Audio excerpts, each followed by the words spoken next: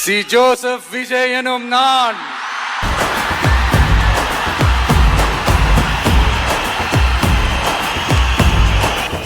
வாழ்க்கையில வறுமைனா என்னன்னு எனக்கு நல்லாவே தெரியும்.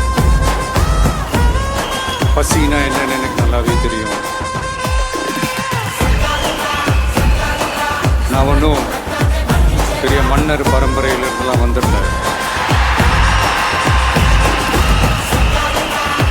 உங்களை மாதிரி தான், உங்கள ஒருத்த மாதிரி தான், உங்க குடும்பத்துல ஒருத்த மாதிரி தான், உங்க புள்ள மாதிரி தான், உங்க மகன் மாதிரி தான், உங்க அண்ணன் மாதிரி தான், உங்க தம்பி மாதிரி தான்.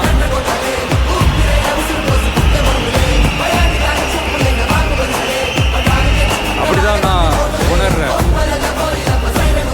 நீங்களும் என்ன அப்படி நினைச்சது. சினிமாவில் எனக்கு ஒரு மிகப்பெரிய ஒரு இடத்த ஒன்று கொடுத்தீங்க. அதையெல்லாம் விட்டுட்டு உங்களுக்காக நன்றி கடன் செலுத்துறதுக்காக அரசியலுக்கு வந்த உங்க விஜய, இந்த விஜய, நீ வா விஜய், நாங்களா இருக்கோம், பாத்துக்கிறோம். விஜய் தம்பி நீ வா, நாங்க இருக்கோம்.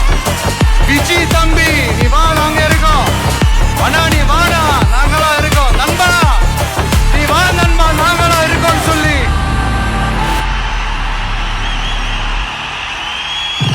அவ்வளவு அன்பா, அவ்வளவு உறவா என்ன ஏத்துக்கிட்டீங்க.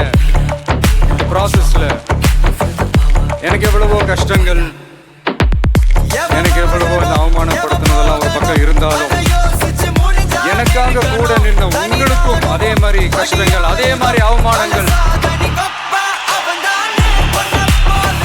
அதையெல்லாம் நீங்க பெருசா எடுத்துக்காம, அதையெல்லாம் நீங்க பொருட்டாவே எடுத்துக்காம, என்னோட வலிகளை, என்னோட வேதனைகளை உங்களோட தான் நினைச்சு என் கூடவே நின்னு இன்னைக்கு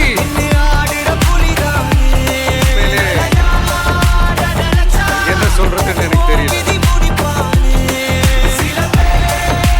என்னுடைய உறவுகளே, என்னுடைய சொந்தங்களே, நான் ஒன்றும் தேவதூதன்லாம் கிடையாது. நானும் ஒரு இயல்பான ஒரு வாழ்க்கை வாழ்ற ஒரு சாதாரணமான மனுஷன்தான்.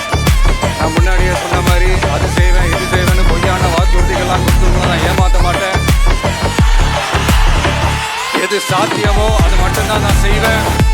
இமீடியட்டா உங்க மனசுல ஒரு கேள்வி ஒண்ணு வரலாம், அப்ப சாத்தியம் இல்லாததை செய்ய மாட்டாங்களா, செய்ய முடியாதா அப்படின்ற ஒரு கேள்வி ஒண்ணு வரலாம். இத்தனை கோடி மக்கள் என் கூட இருக்கும் போது எது வந்தாலும் பார்த்துக்கலாம், என்ன வந்தாலும் பார்த்துக்கலாம் அப்படின்ற அந்த கான்பிடன்ஸ் என் மனசுல இருக்கு. இன்னொரு விஷயமும் நான் இங்க சொல்லணும். இன்னைக்கு நம்ம தமிழ்நாடு கவர்மெண்ட் இருக்கிற அந்த நிலைமையை பத்தி நான் உங்ககிட்ட நான் சொல்லணும். கிட்டத்தட்ட 10 லட்சம் கோடிக்கு மேல கடன் வாங்கி வச்சுட்டு போயிருக்கிற